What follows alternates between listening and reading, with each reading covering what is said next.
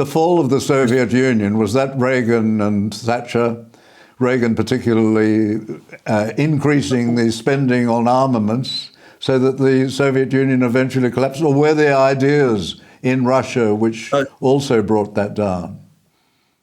I think a combination. I think, first of all, there was an alliance between Reagan and a fellow called John Paul II.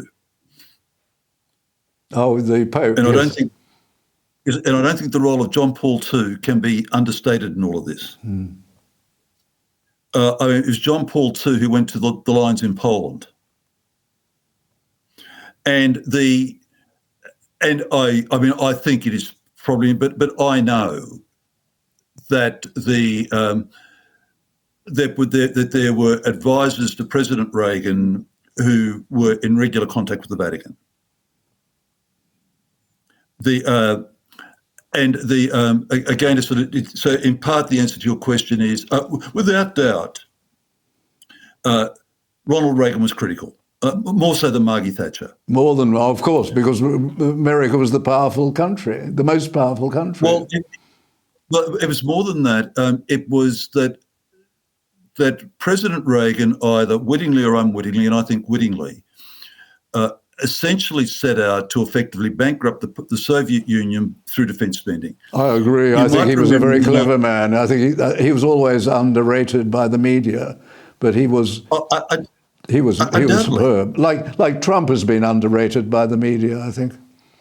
Undoubtedly. So you might remember in the 80s that there was an enormous political global battle about the installing of Pershing and cruise missiles in Europe. And the truth of the matter is that the Soviet Union simply couldn't go with the States. And the Soviet Union actually mounted an international political campaign to try to prevent the installation of the Pershing cruising missiles. And at the same time, they then launched a worldwide nuclear-free zone campaign. And that was about really the Soviet Union's defence interest, and it was keeping the Persian cruising missiles out of Europe, and it was trying to get American nuclear submarines out of the Pacific. There was a huge campaign in the Pacific, which was actually organised by a communist in Australia, a fellow called John Halfpenny. Oh, yes. Who was the Victorian Secretary of the Metalworkers Union. But he organised the Pacific Campaign on the nuclear-free Pacific. But that was all about essentially trying to counter Ronald Reagan, without doubt. Then you had John Paul II,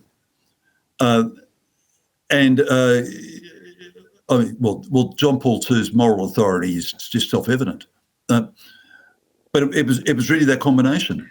He was an extraordinary pope, I think, John Paul II. Oh, undoubtedly.